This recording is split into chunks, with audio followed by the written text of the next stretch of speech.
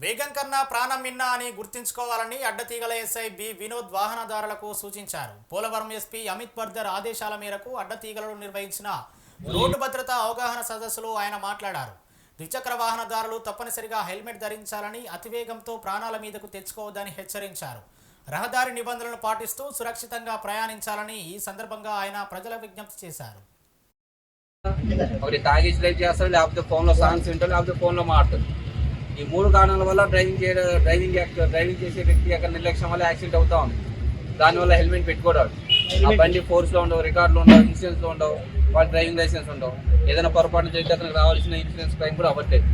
So driving చేసేటప్పుడు మందు తాగి ఎట్టి పరిస్థితుల్లో డ్రైవింగ్ చేయకూడదు.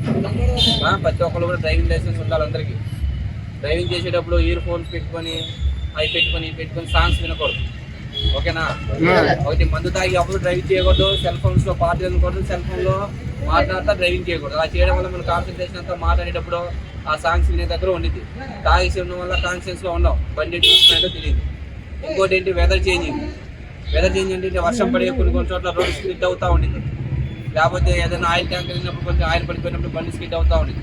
అలా వాతావరణం మార్పులు ఉన్నప్పుడు, వర్షాలు పడినప్పుడు కానీ, ఇప్పుడు ఈ మంచి ఏరియా మనకి వింటర్ సీజన్ కదా, వింటర్లో చాలా దూరంకి వెళ్తున్న వెహికల్స్ మనకు కనబడినప్పుడు ఏం చేస్తాం, ఫాస్ట్గా వెళ్తాం. సడన్గా టర్నింగ్ దగ్గర ఎక్కడ వెహికల్ కనబడి చేస్తాం. కాబట్టి నైట్ పూట మంచు పోయేటప్పుడు కూడా వెహికల్ చాలా స్లోగా వెళ్ళాలి.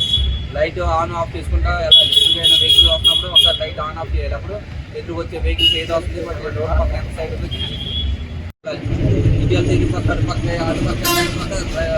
సిగ్నల్స్ వేయాలి, వేసి వెళ్ళాలి. అర్థమైందా? ఎలా పడితే అలా మన పిల్లలకి బండ్లు ఇచ్చేస్తున్నారా, 18 సంవత్సరాలు పిల్లలకి ఎవరైనా బండ్లు ఇచ్చారనుకో వాళ్ళ మీద కేసు కట్టాల్సి వస్తుంది.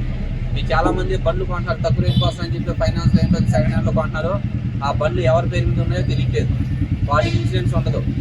అర్థమైందా? ఎవరో పేరు మీద ఉంటాయి, దొంగ ఉండదు, నిజం ఉండదు. మీరు ఫైనాన్స్లో బండి తీసుకున్నా కానీ ఖచ్చితంగా బండి యొక్క ఆర్సీ తీసుకోవాలి, ఇన్సూరెన్స్ తీసుకోవాలి, ఇన్సూరెన్స్ చెక్ చేసుకోవాలి. ఎప్పుడు అయిపోయింది ఏంటంటే ఫోర్స్లో ఉంటే ఫోర్స్లో చేయించుకోవాలి. మొన్న ఒక యాక్సిడెంట్ అయినప్పుడు ఆటోకి ఇన్సూరెన్స్ లేదు. ఆ చనిపోయిన వ్యక్తి డబ్బులు ఇప్పుడు అతను కంపల్సరీ అతనే కట్టాలి. అర్థమైందా? అది ఇన్సూరెన్స్ ఉందనుకో, ఇన్సూరెన్స్ కంపెనీ కట్టుకుని. ఇన్సూరెన్స్ లేకపోతే ఆ ఇన్సూరెన్స్ ఎంత క్లెయిమ్ అయితే 20 లక్షలు అయితే 20 లక్షలు, 15 లక్షలు అయితే 15 లక్షలు ఆ వ్యక్తి డ్రైవర్ కట్టాలి. అలాగే ఎవరైనా వ్యక్తి బండి మీద వెళ్ళి పడిపోయినప్పుడు అతను డ్రైవింగ్ లైసెన్స్ లేదనుకో అతను ₹1 కూడా ఇన్సూరెన్స్ క్లెయిమ్ అవుతుంది. సో మీరందరూ ఖచ్చితంగా కూడా డ్రైవింగ్ లైసెన్స్ చేయించుకోవాలి. మీ యొక్క బండ్లకు ఆర్సీ కంపల్సరీ ఉండాలి.